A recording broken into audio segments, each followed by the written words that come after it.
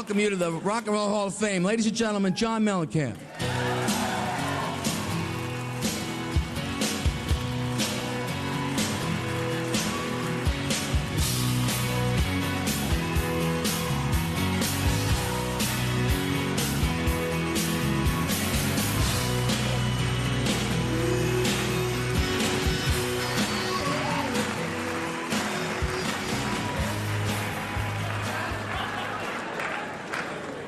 The thing that Billy doesn't understand is that in the Midwest, we don't know from Jewish people.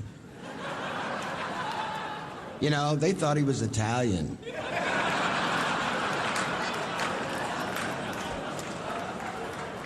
And they didn't know from Italian people either.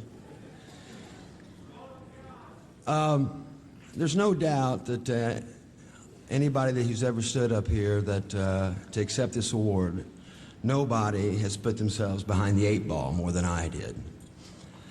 I came to New York after reading an article in Cream magazine that said Main Man was looking for new talent. That was my plan. I was 22 years old and I was a barroom singer, married with a kid, had never been on an airplane, never been in a building more than 4 stories tall, and I was ripe for the picking to be the full catastrophe of the record business. So I made a deal with the devil, and I didn't even know it. If they wanted to call me Rumpelstiltskin, I would have done it to have the opportunity to make records. Johnny Cougar, indeed. But I knew something that they didn't know. I was born very lucky. And this might sound obtuse, but I was born with a disease called spina bifida. I had a birth defect on the back of my neck the size of a man's fist. Spina bifida is when the spinal column doesn't fully form around the spinal cord. Back then, it was fatal. It would paralyze from the opening, you know, wherever the opening of the spine was. In my case, it was the neck. I should have been paralyzed from the neck down. And in 1951, they operated with pinking shears and, you know, a screwdriver. So you could imagine my parents, who were only 20 years old, when they heard this prognosis. It was grim. It was unheard of back then to operate on a newborn, you know, a kid that, you know, they just didn't really, so they waited like, you know, 6 weeks to see if the kid would live. See if there were complications, see if they were fatal. And they waited the 6 weeks and they performed the operation on me. And I was born lucky. You know, it was a high risk operation, took 18 hours. A young surgeon carefully worked on my spinal cord without damaging it and damaging any of the nerves, and the doctor charged my parents, who didn't have any money, $1. And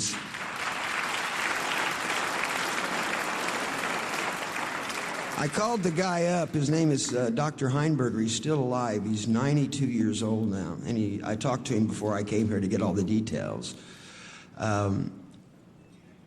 So my parents took me home, and 12 years went by, and I was sitting in class, and some kid said, "Hey, John, what's that big pink scar on the back of your neck? It goes from here to here."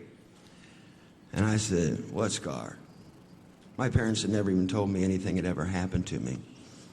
I'm lucky. And my grandma, my entire life, from a little kid till she died, would always come up to me and whisper. She'd call me Buddy. She'd go, "Buddy, you're the luckiest boy in the world." And I am. I'm lucky to be standing here for any number of reasons. Over the last 15 years, I've had about 15 guys in my band, and I take great pleasure and the pride in seeing these, I always use local musicians, grow into passionate and powerful performers.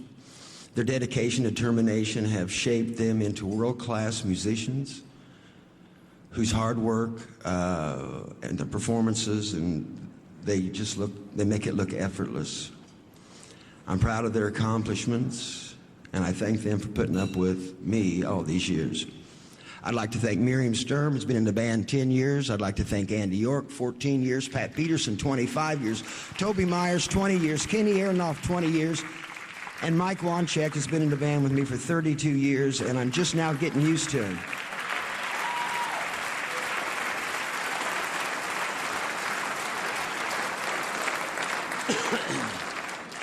I'd like to say a special thanks to Don Gaiman and George Green, who helped me at the beginning of my career.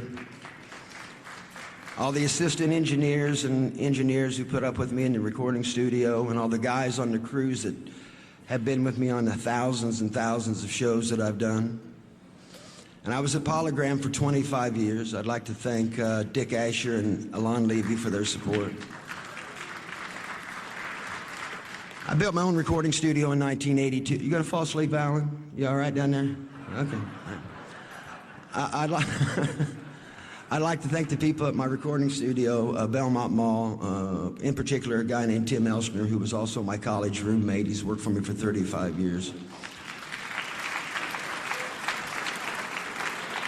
And a really interesting thing happened to me, at least, for me it was interesting, a few days ago. For the first time, I saw a picture in a newspaper from 1942 that showed my mom, who was a young girl at the time, picketing for the union in Austin, Indiana, to get a union in the canning factory. And there was a guy standing there, a folk singer, looked like Woody Guthrie, and there was my mom, a 17-year-old girl, singing with him. So that made me proud. And I want to thank my mom and dad who taught me, scroll up, man, who introduced me to music and taught me the value of hard work and dedication. They're sitting right up there. Thank you, Mom and Dad.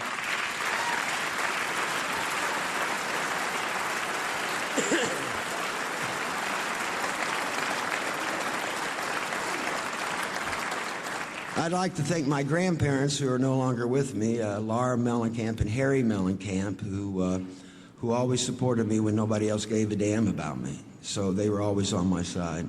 I'd like to thank my daughters, Teddy Joe and Justice Michelle, for having broad shoulders, for not having a dad when they were growing up as teenagers, because I was on the road all the time. And I'd like to thank my sons, Hud and Speck. You'll meet Speck later because he's going to play with me. And Hud, just to bring it full circle, my son Hud is 13 years old, and he's getting ready to have his to compete in the Midwestern Golden Gloves champ fight. And the reason I bring that up is because Hud's bigger than me now, and he's 13, and we think he's going to get to be about 6'1" and about 235.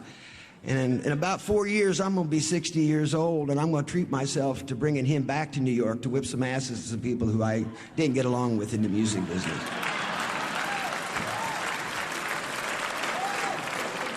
So, you guys know who you are.